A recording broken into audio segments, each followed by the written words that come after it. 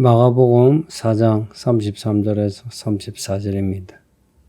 예수님이 이러한 많은 비유로 그들이 알아들을 수 있는 대로 말씀을 가르쳐 주셨답니다.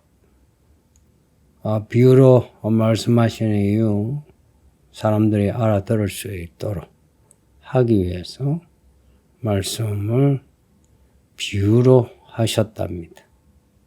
이 비유는 모형이란 말이에요.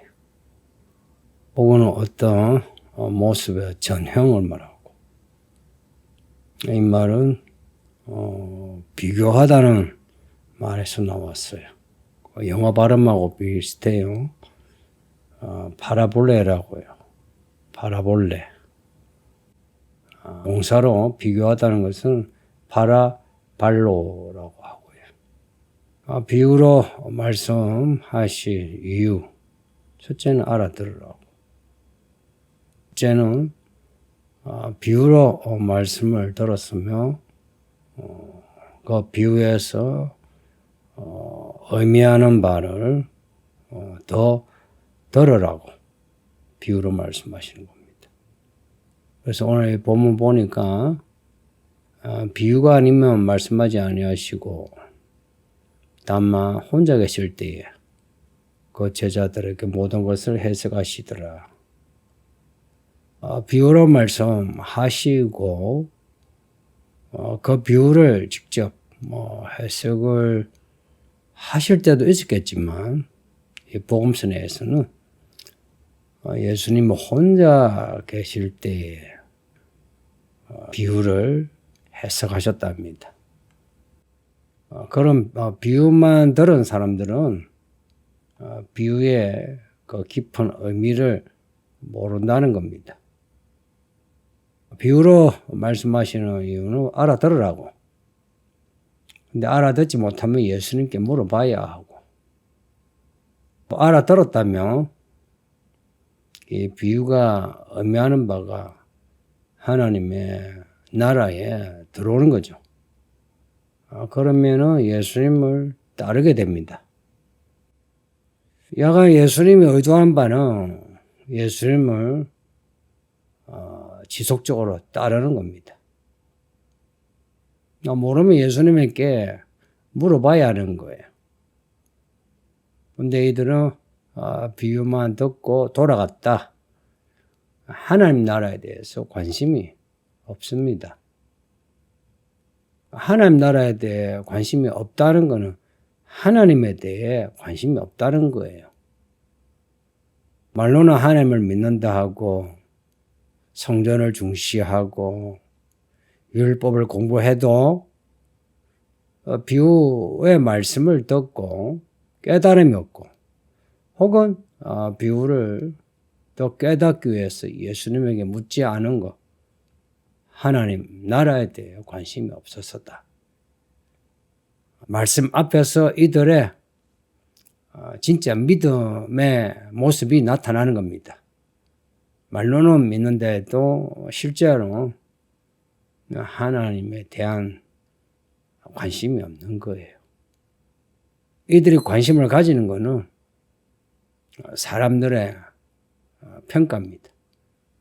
믿음 좋더라. 경건하더라.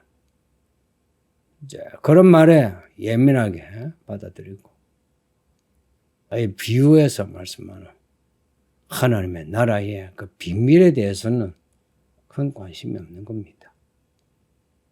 근데 사실 비유가 아니면 말씀하지 않으셨다고 34절에 구절이 있는데, 근데 예수님이 비유 말고 직설적으로 말씀하신 게 더 많죠.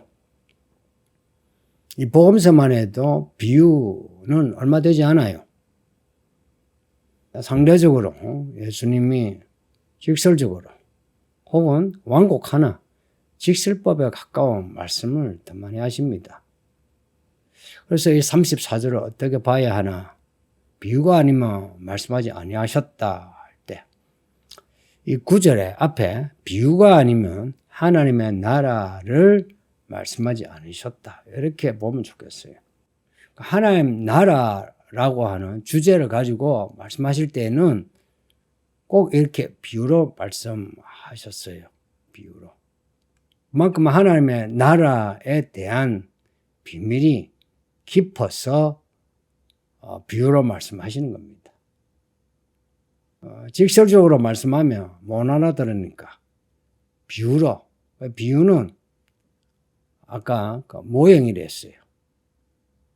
그러니까 비유의 말씀을 하나의 전형으로 두고 하나님의 나라의 비밀을 가르치시려는 겁니다. 산상복음은 비유가 아니라 직설법이 더 많고 또 뒤에 나오는 말씀들도 직설법이 더 많아요. 알기 쉽게 비유로 말씀하시는 거. 그런데도 알아듣지 못하는 이유. 받아들이는 마음이 좋지 않은 마음이라 그렇다는 거고. 좋은 마음은 뭐냐? 예수님의 말씀을 끝까지 듣는 마음입니다. 지각이 좀 딸려가지고 말씀을 이해하는 게 늦어도 예수님께 가서 묻는 겁니다. 아니면 예수님이 하시는 말씀을 끝까지 계속 듣는 겁니다. 예수님의 해석을 듣는 거예요. 성경은 해석이 필요합니다. 해석이란 말은 풀이한다는 거예요. 이 해석이라는 말이 풀어주다, 놓아주다 하는 동사에서 나온 말이에요. 이 말씀 풀어서 들어야 해요. 근데 비유가 완곡하게 표현한 거고 해석은 직설적이에요. 근데 비유를 통해서 풀이를 들으면 이해가 잘 돼요. 그냥 직설적으로 들으면 이해가 잘 안 되고 비유를 통해서 비유의 풀이를 들으면 이해가 잘 돼요. 예수님의 설명으로 비유의 비밀이 나타난 겁니다. 제가 예전에 사람들을 무리와 제자들로 이렇게 나눠서 말씀드린 적이 있죠. 제자는 비유를 듣고서 이해하거나 혹은 이해하지 못하면 예수님을 찾아가서 풀이를 듣습니다. 아니면 물어봐요. 근데 무리는 듣고서 끝납니다. 무리가 관심하는 것은 기적이에요. 사람들의 보기에 우아하는 그런 기적입니다. 그러니 성경 말씀 혹은 설교도 그래요. 직설법이 더 좋은 그 말입니다. 완곡법보다는. 비유로 말씀하신 이유, 쉽게 이해시키기 위해서. 성경을 이해하는 시작인데, 근데 교회 생활을 좀 하면 성경을 읽고 또 설교도 듣고 하면 그 비유에서 말씀하는 메시지를 직설적으로 들을 수 있어야 한다는 거예요.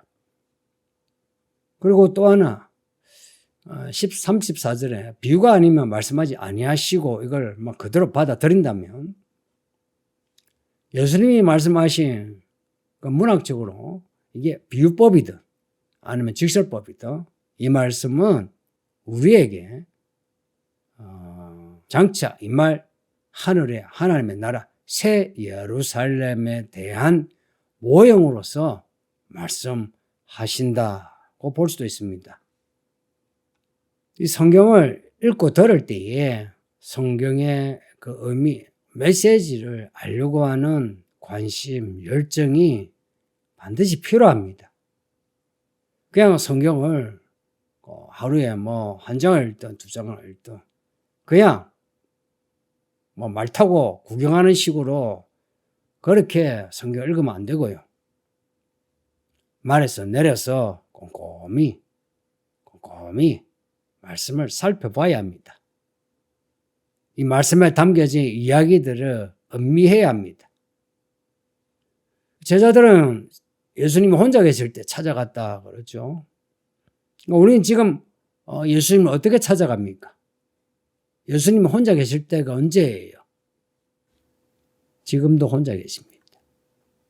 언제 어디서든지 성경 읽고 궁금하면 예수님께 물어보세요. 예수님은 우리와 함께 하시는데 1대1로 우리와 함께 하십니다. 혼자 계시니까 예수님께 물어보세요. 성경을 읽고 궁금하면 물어보시고 또 일상을 살다가 길을 찾지 못하겠거든. 예수님께 물어보세요. 이 길이 맞습니까? 어느 길로 가야 합니까? 예수님에게 묻다가 그래도 모르겠다 하면 목사에게 물어보고 목자에게 물어보고 그러세요. 좋은 성도는 말씀을 듣고 배우며 말씀의 열매를 맺는 성도입니다. 이 말씀을 끝까지 붙잡자 하는 의미는 이 말씀대로 끝까지 믿음으로 살자는 의미도 있지만 이 말씀을 깨닫기까지 생각하고 찾아보고 물어보고 듣고 배우는 겁니다. 그러한 사람이 열매를 맺는 혹은 큰 나무되어 새들이 깃들 수 있는 그런 성도가 된다는 결론입니다. 기도합니다. 아버지 하나님 감사합니다. 우리 모든 성도가 다 말씀의 씨앗을 받아 잘 간직하여 싹을 내고 이 싹을 내어 알곡이 되어 추수되게 하소서. 우리 예수님이 이렇게 비유로 말씀하시는 이 말씀을 읽고 들을 때 이해하고 감동돼요. 이 비유에서 말씀하시는 하나님의 나라의 비밀처럼 자라고 자라 열매 맺는 성도들 다 되게 해주세요. 오늘도 우리 모든 교회들과 성도들이 주 안에서 같은 믿음으로 한 방향으로 달려가 예수님 오실 때에 다 준비된 자로 천국에 가게 해주세요. 예수님 이름으로 기도하옵나이다. 아멘.